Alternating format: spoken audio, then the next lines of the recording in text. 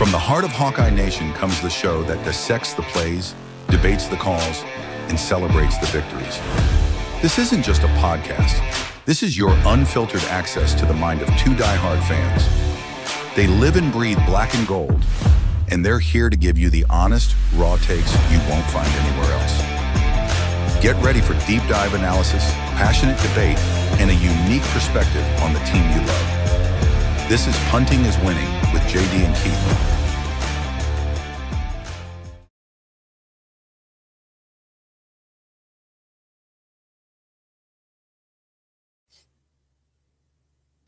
Welcome back, Hawkeye sports fans, to another episode of Punting is Winning, the All Iowa podcast. We are your hosts. I'm Keith. He's JD. Welcome back to episode 23, I think, of season 3. So, Yep. Got some things to talk about. College football season is officially over. Basketball season is really in full swing at this point. Get into that. But first, let's talk question of the week. Question of the week last week was, what do you think of Iowa's recent haul in the transfer portal? What are your thoughts and opinions on that?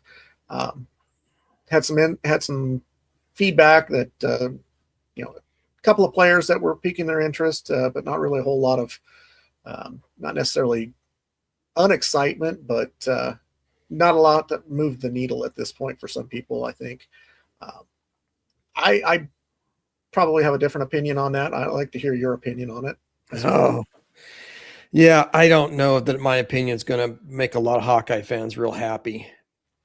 Carousing through the media pages for the Iowa Hawkeye, especially on Facebook and Twitter and whatever, it seemed like everybody's talk is that they've upgraded. Iowa's upgraded.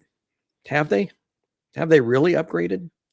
Because I looked at every single inbound transfer, including the new punter, and not a single one of them has played a Power 4 football in a Power 4 uniform. Not one.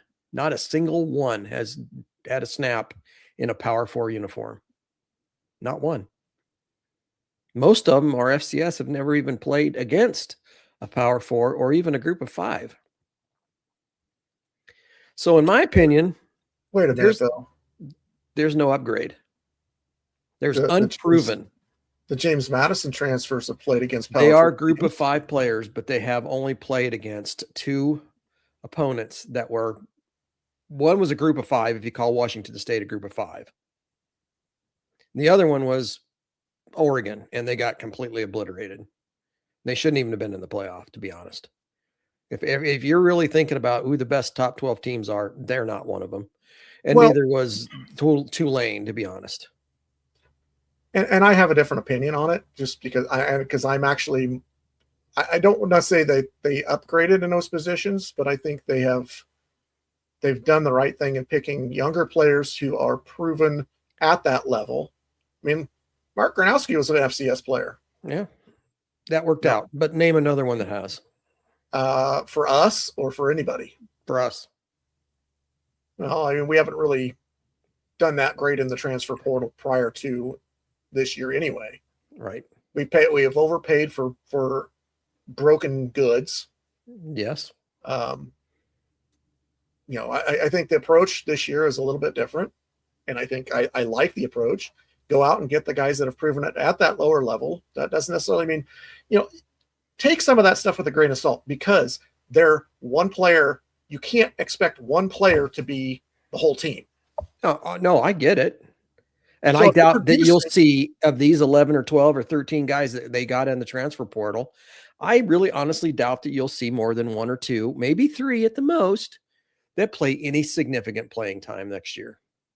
I would be surprised if there wasn't about 6 or 8 of them that play significant. I think that running back will. I think that potentially that Trent Wilson, the lineman, the offensive lineman, he may see time. And I think there might be a cornerback. I don't think the wide receivers will. I don't think Tony Diaz is everything that's cracked up to be. I don't think that this Evan James is everything cracked up to be. I just, to me, I don't think they're better than what we have. So I feel like what we have has the leg up and advantage because they've been there longer and they know the system better.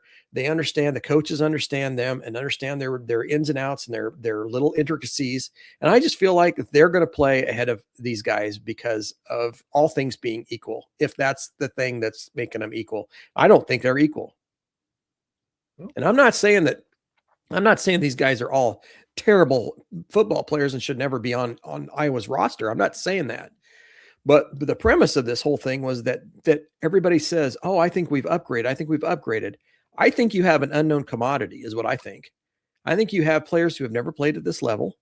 I think you have people who are expecting great things that have not been proven. And until you prove it to me, and I hope I'm wrong. I hope these guys are all Americans. I really do. I hope they push Iowa to the next level. Honest to God, I really do wish that. But I'm not going to go into it with rose-colored glasses like a lot of people are. I don't see the huge advantage that Iowa got in the transfer portal. I just don't see it. Help me see it then. Let me ask you this question. Do you think it matters for a punter to have power forward or group of 5 experience? Punter is different. Punter is but they're still part of the Hall. But he's also a Division III punter. If he was that he's great, not the only one that we got. He's not the only punter. I agree, but he's never punted at the college level. But the football field's the same size. There's still more to it. Well, he's probably, and here's the other thing. Think of it this way. Some of these guys put up some stats with less than superior players around them. Now they've upgraded with the players that are around them. You don't think that they can step up their game from that? Yet to be seen. How can the wide receivers not be better than what we've had? Remains to be seen. How can the production not be better? Well, I'll tell you how it can't be better. It might not be better. You don't know what your quarterback's like. You don't know if this guy's going to be able to throw the ball to him. That's one of the things that that's an unknown also. We don't know if Jeremy Hecklinski or Hank Brown are going to be able to handle being a quarterback at this level. Unless you've got a guy that's basically all conference or an all-American or a regular starter, you never know from year to year what you've got coming. So I think it's all things being equal. It doesn't really, that philosophy doesn't jive with me. But the whole premise, I think every year's different. The whole premise of my statement was that people think that we are that we had made an advantage. We've got an advantage. We have improved our team. I'm saying we have not improved our team until I see it being improved.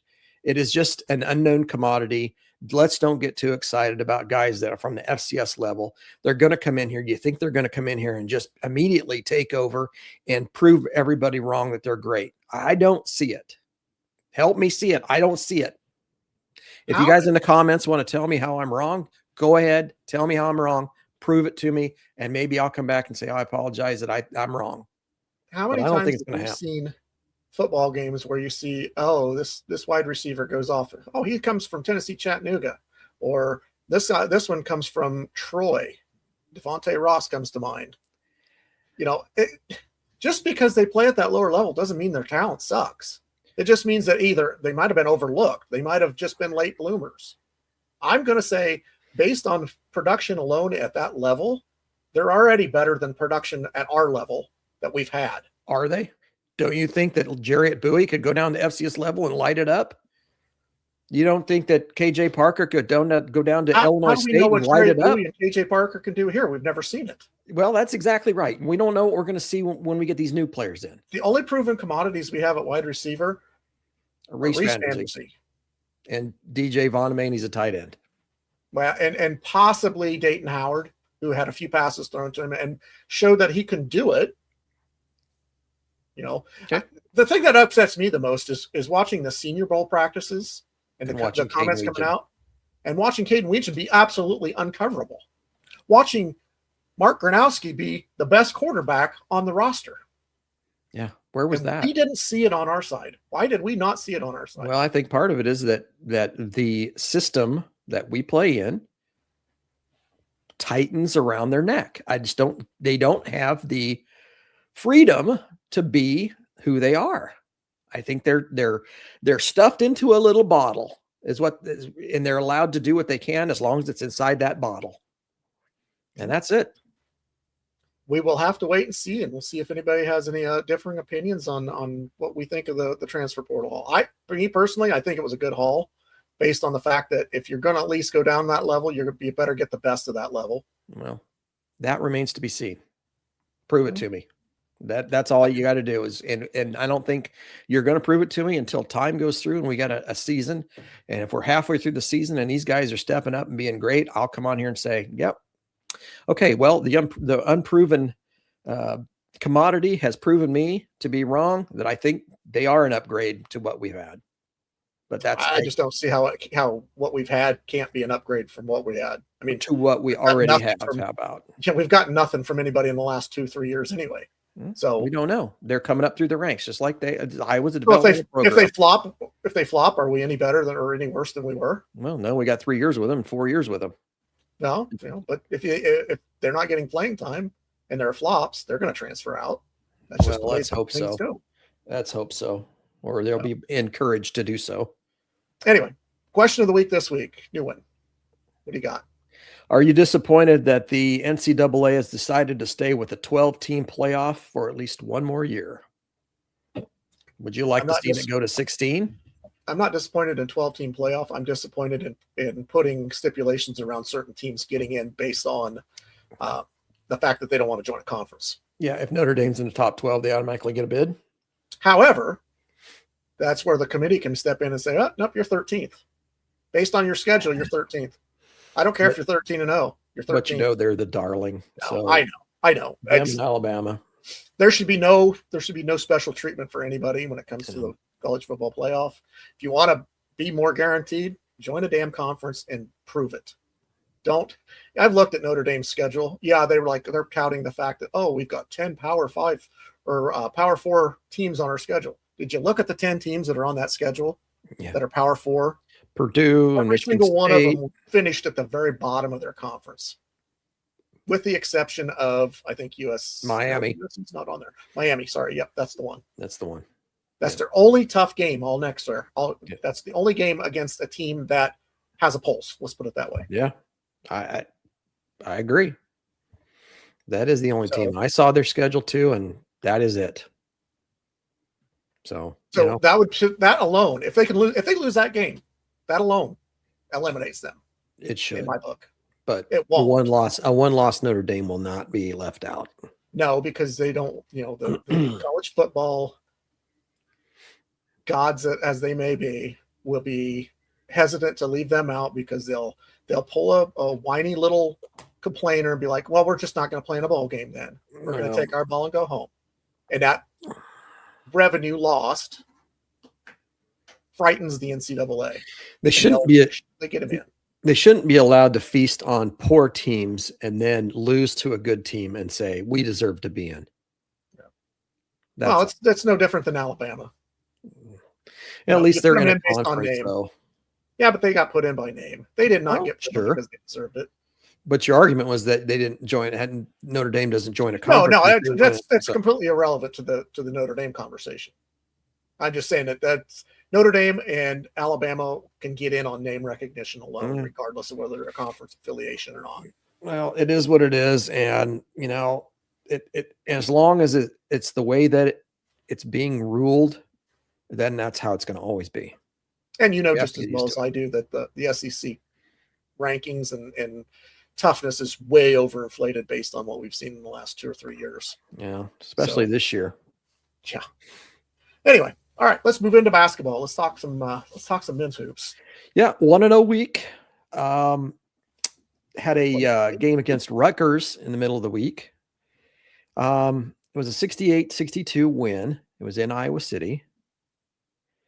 I'm not going to go into a whole bunch of stats. I think that kind of overblown. But what I'm going to say is I thought that initially Iowa just didn't play with a lot of focus. I thought they kind of went through the motions early because I thought they felt like Rutgers might have been just a little bit underneath of them as talent level, and they could just kind of go through the motions and still get the win. And I think they found out different. They had to actually put in a lot of effort to get through this game. It was nip and tuck back and forth. I thought Rutgers' size actually intimidated Iowa a little bit, especially at the post. that big guy. He was very intimidating, shot blocker type. Or whatever. Yep. He was that's for sure. He was a specimen, kind of he's not kind of guy you'd want to run into an alley if he's upset. He kind of reminded me a little bit of the kid they had there a couple of years ago, Amore. Cliff Amore. Yeah, kind of a bigger, stockier, bigger, taller guy. Not necessarily a guy that's going to, light it up from an offensive standpoint, but he sure was a rim protector and a rebounder. Yep, same cut out of the same mold, same kind of guy. Just not an offensive juggernaut, but just a rim protector. It's just some points, Yeah. He got a few. He got 8. Want to take over. Yeah, he's not a take over the game type of offensive player, but he definitely is one that could take over the game from a defensive side. Seemed like he's kind of a kind of guy that had to, if he'd have been in the system for 4 years and learned how to use his feet correctly, he might have been a lot more dominating than he was. I don't think he in the lower level where he was at didn't get the attention that he deserved to make him a better player, and especially on the offensive end. Now, defensively, he was okay. He blocked some shots. I know Bennett Sturts felt that a couple of times, got kind of swallowed a couple of balls. He got rammed back down his throat. But I it was one of those back and forth games, and it was very frustrating to watch. It was really no real flow to the game. It just felt choppy and just muddled. It kind of like when Iowa women played Northwestern. It just was a struggle. It was like they just couldn't get out of first gear.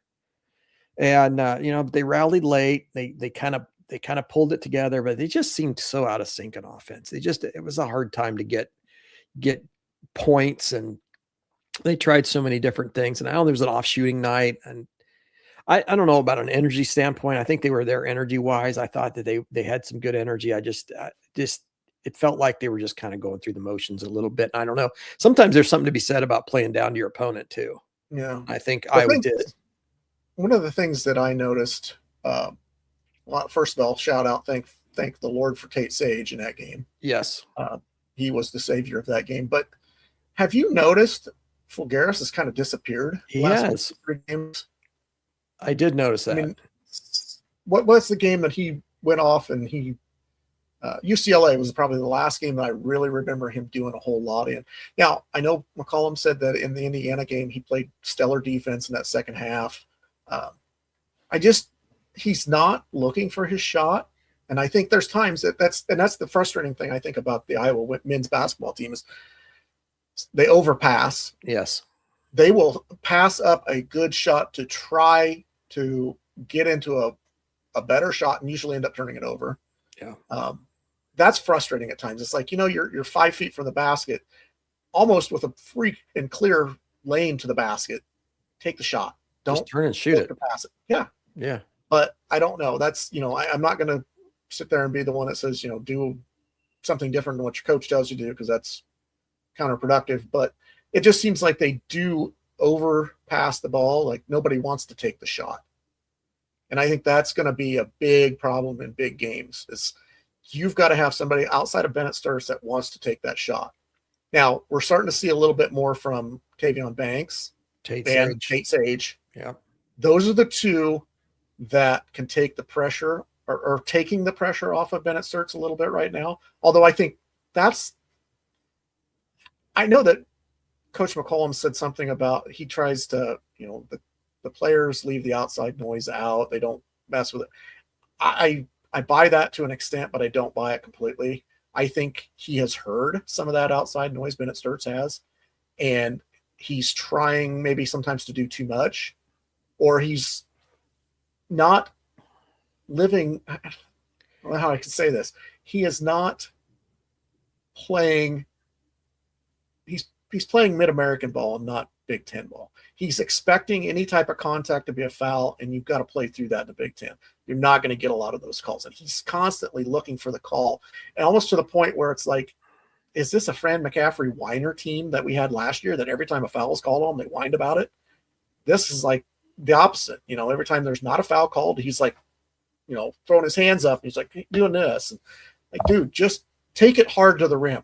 Make them make the call. Don't leave it in doubt. Don't hesitate. Don't be weak.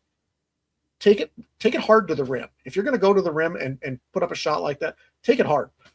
Initiate the contact. If you get called for the foul, then you know how they're going to call the game. If the other person gets called for the foul, keep doing it. Don't go up weak. Don't go up expecting contact to be called and you're going to go to the free throw line, because that does not happen as much in the Big Ten. Yes, Bennett Sturts did lead the team in scoring. He scored 20 points. He did play all 40 minutes, and he was 0 for 6 from the 3-point line. So, that is unusual for him. He usually makes 1 or 2 or 3, but luckily Tate Sage was 4 of 6, and he kind of stepped up and took over the slack. So to me, I think we were very fortunate to get out of that game. I felt like it was, it could have went either way, all the way down to the last 2 minutes of the game. And I think after that, I think Iowa kind of did push it a little bit further, a little bit further ahead. And I was able to kind of pull away a little bit. Did we ever have a double-digit lead in that game? I don't think so. I don't think we did. No, it was close throughout. I mean, it was like back and forth. In fact, all the way right after the halftime, it was, Iowa would score, Rutgers would score, and it would be back and forth, 47, 46, 48, 47, 49, 40. It was just one of those type of deals where nobody could really pull away. Right after Rutgers went off on like an 11-0 run to start the second half, where we had a 7-point lead, then we were down by 4. Yeah. That was frustrating. That was kind of frustrating that they started out slow in second quarter. I'm hoping that things like this, games like this, that they're learning from. Maybe it's the fact that it was the third game in the week, basically. They just needed didn't have their legs under them. I mean, Cooper Koch has been kind of non-existent lately. His shot's not falling where it was earlier in the season. I'm still impressed with guys like Isaiah Howard, Cale Combs, and embracing their role and doing the things that they know that they can do and not really trying to do too much. I just kind of wish at times that they would be a little bit more selfish and maybe hunt for the shot when they're on. But that's, I'm not going to complain when you win. I mean, winning ugly is still winning and still winning in the Big Ten.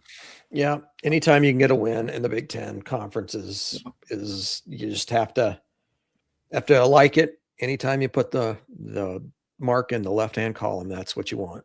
So got a big one coming up this week. We do. Next up is USC. They play Iowa in Iowa City on Wednesday, the 28th. And that is a 7:00 start, I believe. They're coming off of a 2-point win at the Kohl Center yesterday. Yes. So they are on a little bit of a high, and they're going to stay probably in the Midwest this week. Then they won't be flying back, I doubt, and then flying back to Iowa. I imagine they'll just stay around. So, that game, I believe, and I don't think that there's is there a network yet? I don't think that game is it on Peacock or is it I don't. I guess I don't have that down here. Pay attention. Well, then they have they go out and they do their West Coast swing after USC. They go Oregon and Washington. So right now, the team that's struggling. Oregon is 1-8, 9-11 overall. So they got like 3 guys that are out for the season at this point that were key players. So take it off though. I mean, you still got to play hard. USC is 4-5 and 15-5 overall. So, they're not a slouch, and they're going to come into Iowa City and they're going to want to take one from the Hawks, and Iowa's going to have their best game. They're going to have to be on the real deal. He is. He's a good player. Yeah. What do you have? 26 or 29 yesterday? I can't remember. 29, I think. He matched whatever the Wisconsin kid had. I think they both had 29. Yeah. Yeah. Impressive to beat Wisconsin at Wisconsin. It's a very difficult thing to do. So, I don't think Iowa would even begin to think about taking this game lightly, and they better not. They're going to need to play their best game. And luckily they have 8 days. They've had 8 days off. So they should be rested, should be ready to go. Rested and recouped from whatever illnesses that have been going through that locker room, hopefully. Yeah. So, all good things there. Just take care of business this week, and you're right there in the thick of it. Actually, I was kind of shocked a little bit. We'll stay with men's real quick, but were you kind of shocked that Illinois came into Purdue and won? From a talent standpoint, no. From a refereeing standpoint, yes. That I don't think there's any question in anybody's mind that Wagler kid is going to be the freshman of the year. He might even be freshman of the year for all of the NCAA. And this may be his only year. He might, because he had 40-something points. 46, I thought. 46, 43, something like that. That kid is unbelievable. He had 19 of the first 21 points for Illinois. I don't know if you were watching the game. I did watch some of it. A lot of the first half. No, I was busy doing some other stuff. Yeah, he was just lighting it up. He wasn't missing too many shots. Really good player. Kind of came out of nowhere. I don't think he was ever really highly recruited by anyone. But sometimes finding talent like that from high school and just bringing them in and taking a chance. Yeah. So. And being in the right system helps too. Yeah. Yeah. In the right system, the right coach, the guy a person who understands their weaknesses and strengths and uses them in the proper manner and kind of bases their offense around him, essentially is what they're doing right now. Well, and just to put that into perspective, if he was in Iowa City, you'd never see that because it's a different style. But if he was in Iowa City last year, yes, you would have seen it because he had the freedom of taking the shots and freedom of offense and didn't have to worry about playing defense, obviously. Right. In this offense, in this team now, it would be a completely different mindset, and he might still be, a 15 to 18 point per game type of guy, but he's not going to go off for 40. I don't think. He might be more like a 22 to 25 point guy at Iowa. But no 46 pointers. There would be no more. No. He would not get a 46 point game at Iowa. I just don't see that. I wouldn't believe that would happen. Well, we shift over to the women. Turn our attention to the women who had a 2-0 week and both ranked wins over ranked teams. First of all, it was a struggle at points against Maryland. It wasn't until the end. It wasn't a struggle until the last 3 minutes. 3 minutes and 47 seconds or whatever it was when Iowa had a 17-point lead. Anyway, Iowa was ahead quite a bit. They ended up winning in overtime 85-78, but they were ahead by up to 17 points. 64-47 at one point. Right. And with the last 3 minutes and 47 seconds, Iowa held a 17-point lead and then ended up having to go to overtime and win it in overtime. They had a fast start. I think they completely outplayed Maryland for about 36 minutes. And then they kind of lost focus, allowed Maryland to push to overtime. And, we talked about the 17-point lead. They outscored Maryland 12-5 in overtime to win 85-78. Ava Hayden with 20 points, Chit Chat Wright with 18, Taylor McCabe and Hannah Stolke each had 12. Hannah had a double-double with 11 rebounds. I thought there was a lot that they could learn from their film sessions after that game because there was a lot of things that they could have done much, much better. And one of the things that I thought bothered me as much as anything was late in the game when Maryland was making their push. I don't know if anybody else saw this or not, but when Maryland was making their push and Iowa was having to rebound made baskets by Maryland, Hannah was walking over to the ball and just kind of sauntering over, just not real big hurry. And I think that what that happened was that it gave Maryland a chance to set their defense, their full court defense, their pressure defense. If she would have taken the ball right out of the basket, jumped out of bounds, threw it right in bounds to Chit Chat, who would have been wide open because they hadn't had a chance to get on her yet, we wouldn't have had those situations where the bounce pass was stolen and a basket was made. And then the same thing turned around where we had trapped in the corner. There was a lot of mental mistakes. I think if you take that ball out of bounds much quicker and get it in before they have a chance to set their full court defense, I think you wouldn't have gone to overtime. Well, and I think her logic behind it was the longer she takes to take the ball out, the time is still ticking away. Well, that's fine until the last minute. It doesn't happen in the last minute. Exactly. But in those 2 minutes prior, that was happening. And I think she was, in her mind, she was like, well, the less time that we, the more time I can take off by taking my time taking the ball out. It's the less time they have to come back. Well, that bit you in the butt. Yeah, that was a pretty poor strategy. Poor philosophy. Yeah, it just didn't seem to work. I thought, that's something that Jan Jensen should have said. Hey, in the timeouts that they took numerous timeouts, there's like 6 timeouts in the last minute, plus the overtime. I'd have said to her, Hannah, when Maryland scorers, get the ball in before they have a chance to set their defense. Get it in quickly. That should have happened after the first time. Yeah. And, because I think, there's also a little bit of me that says, was Hannah waiting to see if Iowa was going to take a timeout to advance the ball too? Well, but you can't do that unless you're inside the last minute? 2 minutes, I think, or minute and a half, maybe. I don't know, whatever it is. So anyway, I was just trying to figure out why she was just taking her time. And you said part of it was, to run the clock down a little bit. But I think to me, run the clock down, you run it that way. They have to foul you.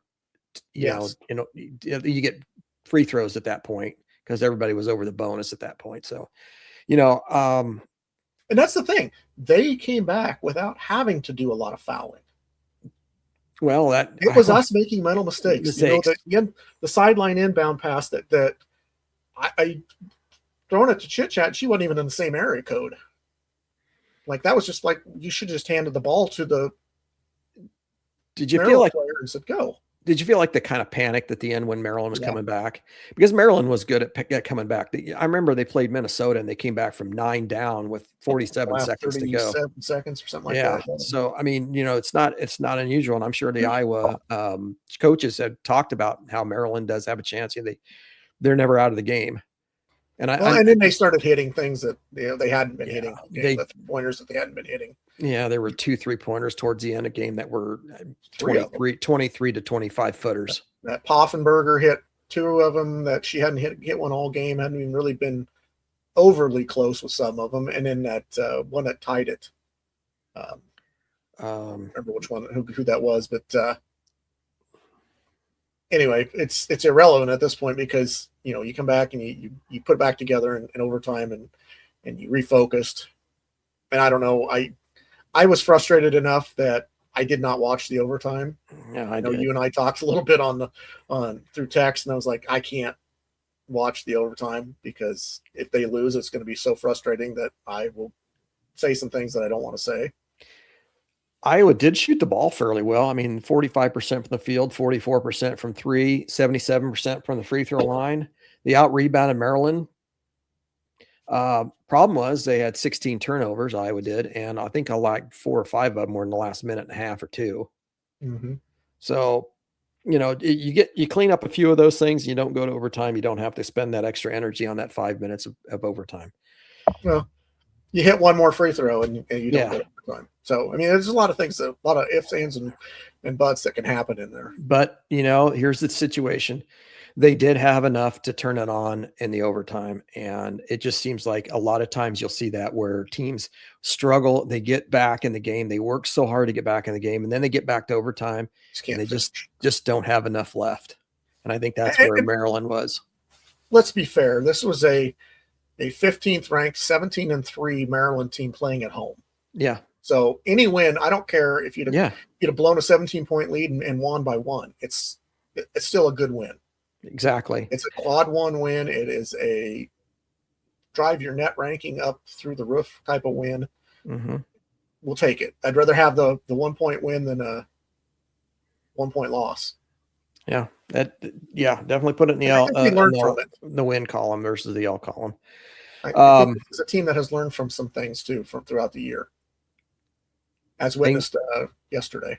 Things don't get any easier when number 12 Ohio State comes to town to play Iowa in Iowa City. Now, I felt like Iowa had the advantage here, but you really kind of had to wonder a little bit about Iowa when they come off of a struggle and then traveling from the East Coast all the way back to Iowa City, tired legs, extra frame. How were they going to come back? Were they going to come out flat? Were they going to come out just lackadaisical? And what you saw was the quite opposite. They come out, set the tone pretty early. Well, after the first minute and a half. They got themselves down and then came back and just kind of put it on them. It was never really after the first minute or 2 minutes. after that, it really wasn't close. Yeah. And Iowa had a 48-32 lead at the half. They led as much as by 23 in the second half. And they closed the game out with a 91-70 win over Ohio State. Iowa was led by freshman Addie Deal, who played 32 minutes. A lot of those minutes were extended because of the loss of Taylor McCabe. She had a knee injury, it looked like. We haven't got any information on that as of yet. Jan said she's going to go in for an MRI. We need her, but that's going to open up a lot of minutes for Addie Deal and Taylor Strumlow to play. So that's good. Well, here's the utter irony of that whole injury is her sister got hurt in the first quarter at Drake game yesterday too. Yeah. Same type of an injury, an E injury. And I thought it was an ankle on her. Taylor had said something about her because her sister's name's Peyton. She said Peyton, she had a severe knee injury in Drake's game today. Okay. So I'm taking that as, from the family's perspective that it must have been a knee injury, but it could have been an ankle, I suppose. Well, Addie Deal did play extended minutes. She was 1 for 7 from 3, which wasn't great, but she was 8 for 17 and a couple of 3-point plays, traditional 3-point plays where she gets fouled and making the shot. She was 3 for 3 from the line, and it was her career high of 20 points that she set. How many assists? Over how many assists did she have? I don't have that written down here. I can think of 3 assists that were assisted 3-pointers, 2 to Kylie Feuerbach and 1 to Chit Chat that were beautiful passes. I mean, yeah, she's coming into her own. I'd like to see, just because of the loss of Taylor McCabe, I think she's going to see more minutes. I kind of wanted to see her get more minutes anyway. So this is just this is going to be good for her going forward. Always getting repetitions, getting game time, getting in there and playing, learning how to play with their teammates in a real game. Ava Hayden and Hannah Stolke each contributed 18 points. Hannah also snagged 15 rebounds. Did you know she had 15 rebounds? She's really grabbing the shots. She's come alive lately. It seemed like early in the year she was kind of a shadow figure, kind of stayed in the background, didn't really do much, but now she's kind of elevated her game. Iowa shot Naismith Player of the Week. Yeah. National Player of the Week this week. Yeah. So that's good. Good for her, and I hope she keeps it going. Iowa shot 58% from the field yesterday, 41% from 3, but not great at the line, 66%. You need to get that up around 75 to 80. They had 43. Iowa had 43 rebounds to Ohio State's 28.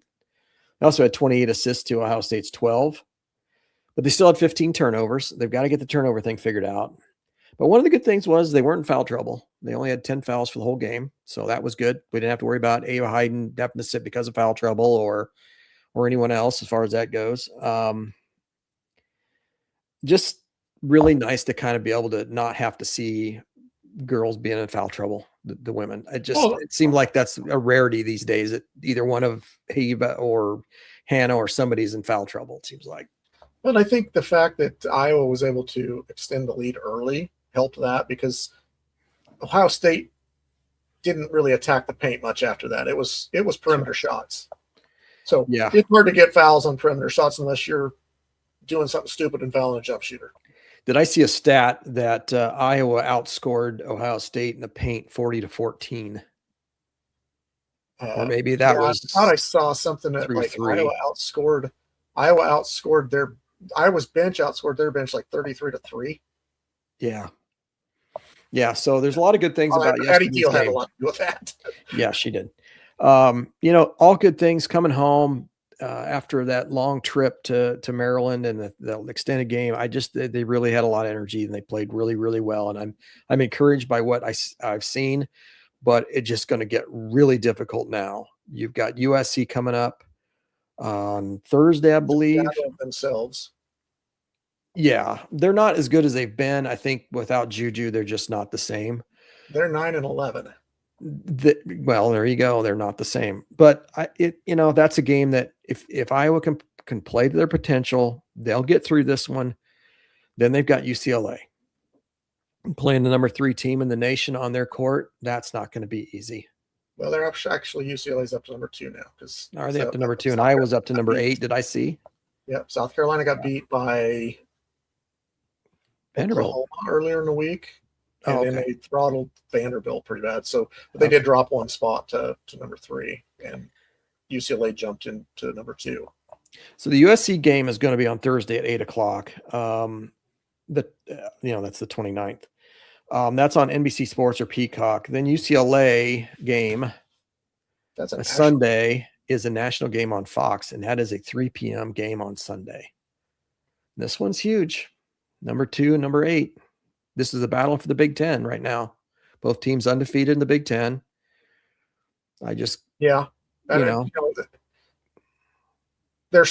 the Big Ten has separated itself to 3 teams at this point. It's UCLA, Iowa, and Michigan. Yeah. And that's not to disparage Ohio State, Maryland, Michigan State. Iowa's beating them. They've got the tiebreaker over them as it is.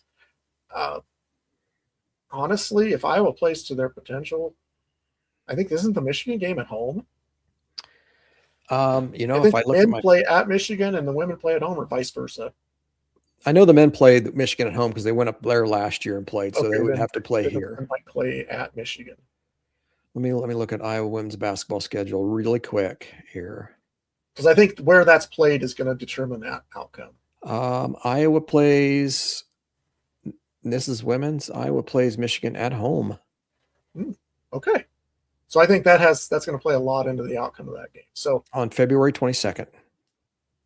I think the UCLA game is going to be a closer game than we might think. It's not going to be a UConn type of score. I don't feel.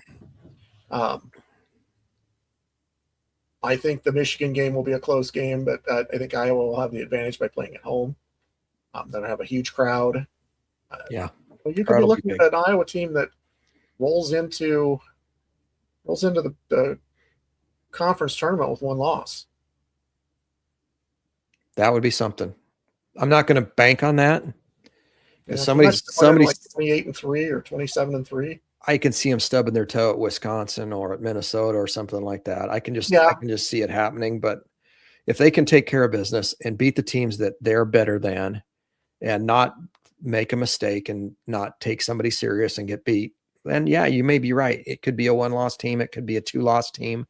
Maybe they do lose to Michigan. Maybe they don't. It's hard to say at this point, but everything at this point is pointing towards them being probably, I would say, a Sweet 16 team for sure. Yeah. I think they'll be playing at home if they keep this up. Yeah. I agree. I think they're trending if all things being considered, if let's just say they lose the UCLA game and that's the last one they lose until the Big Ten tournament, they're probably a 2 seed. Yeah, a 2 or a 3, I would say, probably. Just based on their losses. Better if you were a 3. Yeah, I guess it doesn't really matter. 2 it doesn't be really playing matter. each other ideally. So anyway. So that's really all I have. I'm just excited that the girls are winning the way they are, and they came into the Ohio State game. Anytime you can beat Ohio State in anything. Yeah. It's like you're winning. It's like you're taking Darth Vader out. It's a monumental task. It feels good when you do. Scratching off a lottery ticket and getting a $50 ticket. Yep. Good. Yeah. It's a good. Yep. So other than that, I don't have anything else. We want to talk about the NCAA championship game on Monday. I was just going to say, let's get your quick thoughts on that game and wrap it up. Actually, I kind of felt like it was closer than really kind of should have been, but I did think that Miami had a good game plan and they played much better than I would have given them credit for. So I'm gonna sit on the record say, good job, Miami. You played better than I thought you would against a team that I thought was really, really on a high and had momentum. And, to keep it within 27-21 was the final. To keep it within 6 is pretty good. I think when all said and done, I think the 2 best teams did play for the title. Yeah. And that's usually how it ends up.